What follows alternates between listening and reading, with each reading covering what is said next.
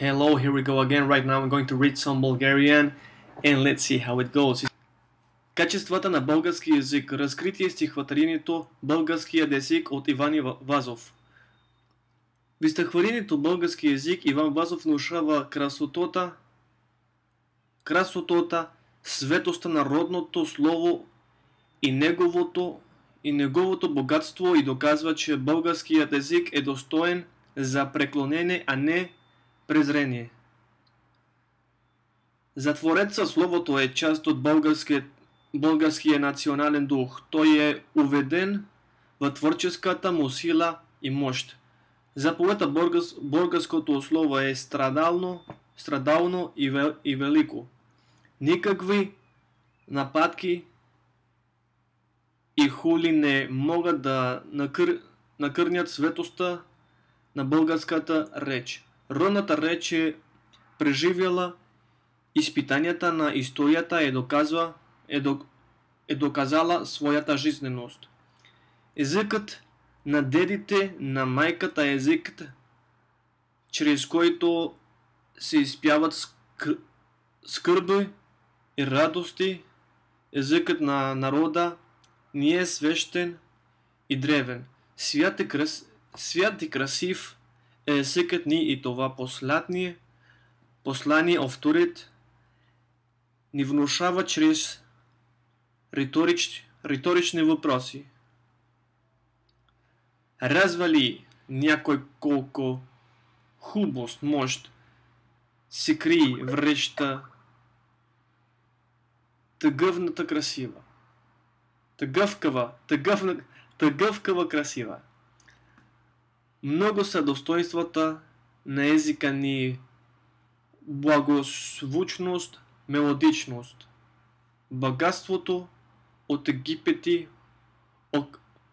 епитети, които творецът имело наслагва в изразителната градация, в гъвкавост, звънлива, прекрасен, свещен, създават укращане за красота, музика, чистота. Свят и красив е български език и притежава жива изразителност. Вазов с наслада се слушва в звуковете на родното слово. Риторичните въпроси подчертават велико могъщество на езика ни, музикалното богатство на речта. Иван Вазов се обръща с почит. Език свещен на моите деди. Език се съхранява българщината през дългите векове на робство, векове на страдания, унижения и опити на унищожаване на българското самосъзнание. Той отразява мъчителния, но достоен път на българите във времето.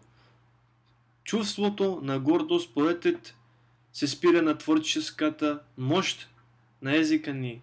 Той е прекрасен, защото има горчива съдба и непрекъсната трябва да се самоотстоява.